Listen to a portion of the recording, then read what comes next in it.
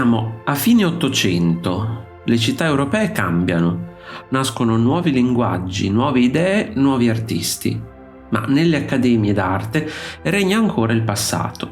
Da questa tensione nasce uno dei movimenti più rivoluzionari e affascinanti della modernità, la Secessione.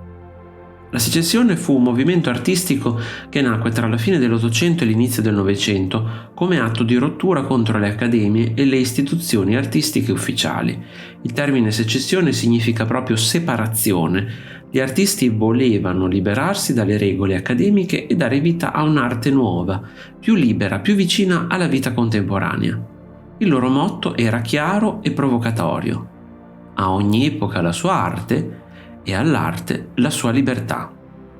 Le opere secessioniste sono riconoscibili per la loro eleganza decorativa, le linee sinuose, i motivi floreali, l'uso dell'oro e delle superfici bidimensionali.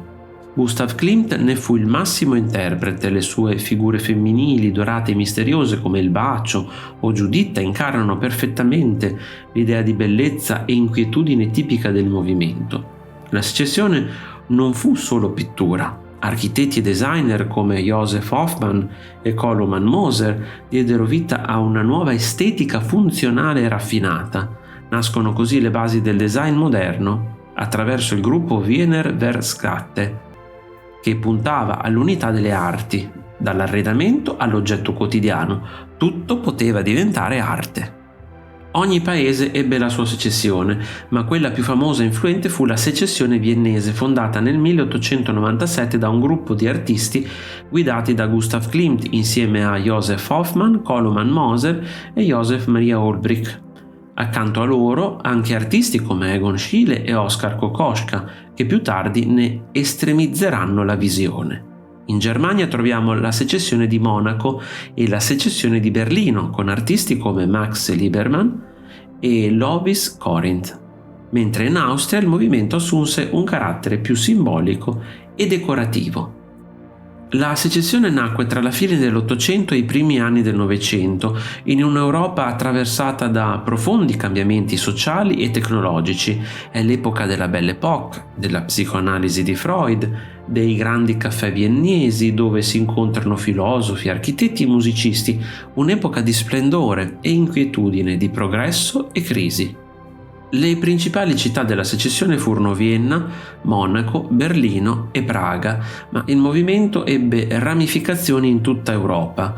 Il suo cuore pulsante rimane però Vienna, con il celebre Palazzo della Secessione, progettato da Josef Maria Olbrich, una costruzione modernissima, bianca e dorata, con una grande cupola di foglie d'alloro in bronzo dorato, ribattezzata dai viennesi il Cavolo Dorato. Gli artisti della secessione si ribellarono al sistema accademico che imponeva soggetti e stili ormai superati. Volevano un'arte totale che unisse pittura, architettura, design, grafica e artigianato. Sognavano un'arte che entrasse nella vita quotidiana, che parlasse del presente e non più del passato. Dietro la decorazione, la secessione nasconde un'anima profondamente simbolica. L'uomo moderno, diviso tra ragione e istinto, tra progresso e spiritualità, è al centro di queste opere. L'arte diventa introspezione, riflessione sull'anima, sull'amore e sulla morte. È un linguaggio che anticipa l'espressionismo.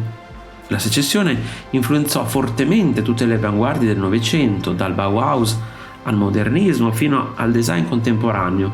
Il suo spirito vive ancora. L'idea che l'arte debba essere libera, interdisciplinare e parte integrante della vita quotidiana è oggi più attuale che mai. La secessione non fu solo un movimento artistico, ma un modo di pensare. Ruppe le barriere tra arte e vita, tra passato e futuro, come scrisse Klimt, il suo principale interprete. Chi vuole conoscere me deve osservare attentamente i miei quadri. Attraverso di essi possiamo ancora oggi percepire l'anima ribelle, sensuale e visionaria di un'epoca che sognava la libertà. Se ti è piaciuto il video, iscriviti al canale, lascia like e condividilo con i tuoi amici. Un saluto e al prossimo video di Arte Esplorando!